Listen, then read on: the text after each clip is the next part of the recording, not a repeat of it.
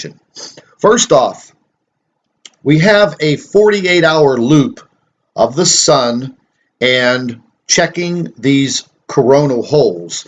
Now, as you can see here, we are finally getting past this large monster of a coronal hole that's been affecting the Earth over the past several days.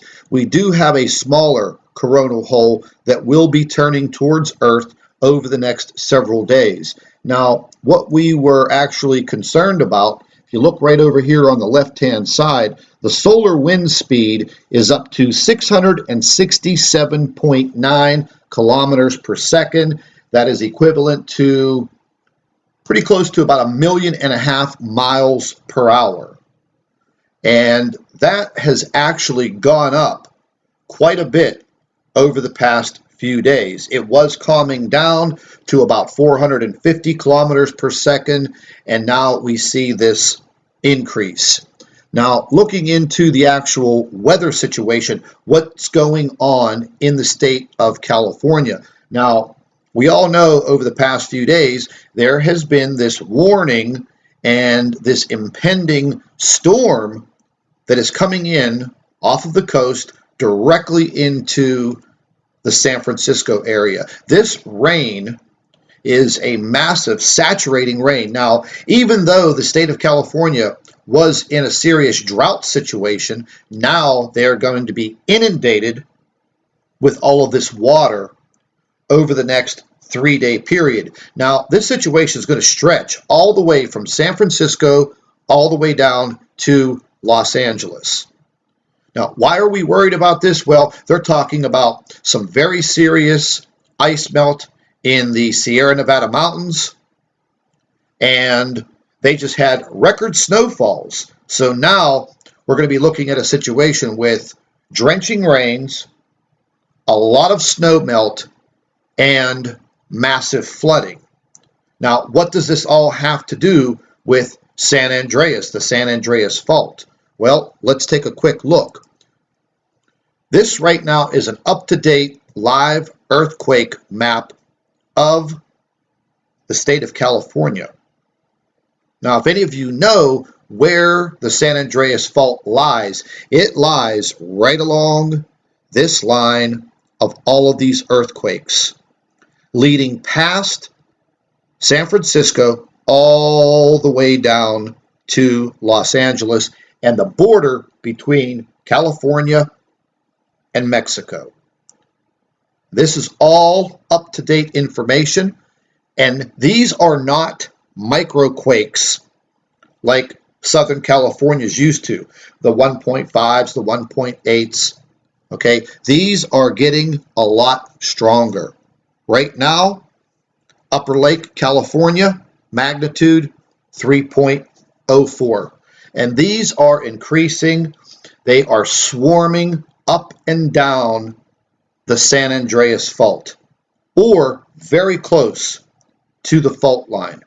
With all of this drenching rain coming in from the west to the east, impacting the coastline of California, and then all of the snow melt along the Sierra Nevada mountains, which will be melting westward into the middle of the state, we're looking at a catastrophic situation here, especially with all of these earthquakes appearing on the fault line, the San Andreas Fault.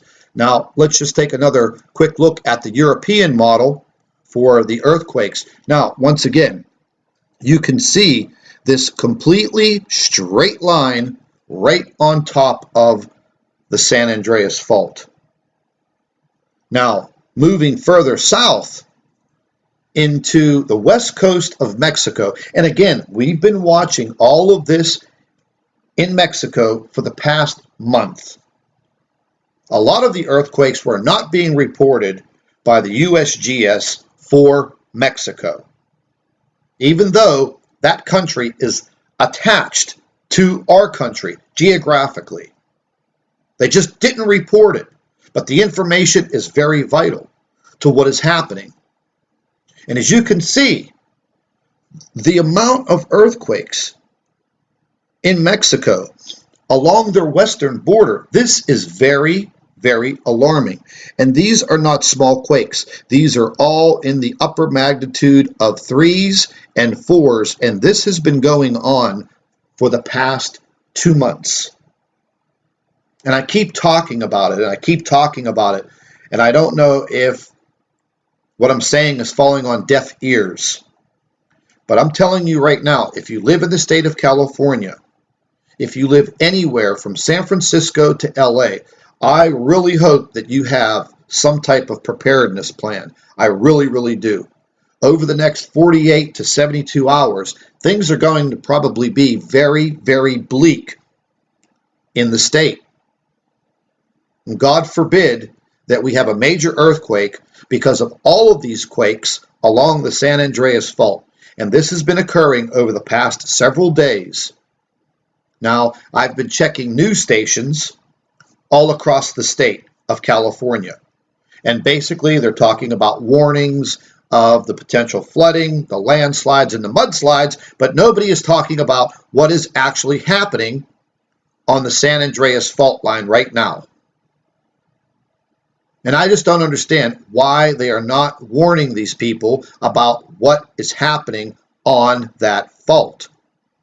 We all know that that is a very, very dangerous fault line through that state. And now, with the inundation of all of this water, the combination could be very deadly. Very deadly.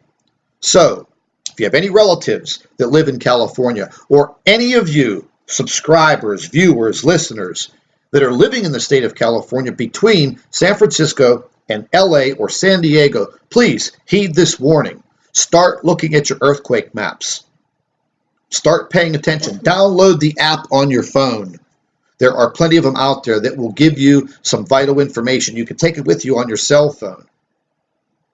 But you can see that these earthquakes are swarming straight up and down the San Andreas Fault. Now, getting into our radiation levels, over the past couple of days, they've actually gone down a little bit, and we are, in a safe zone. I think the radiation levels are still a little high, and that is definitely coming from the large coronal holes that are in the sun and that we've been faced with over the past week and a half to 2 weeks.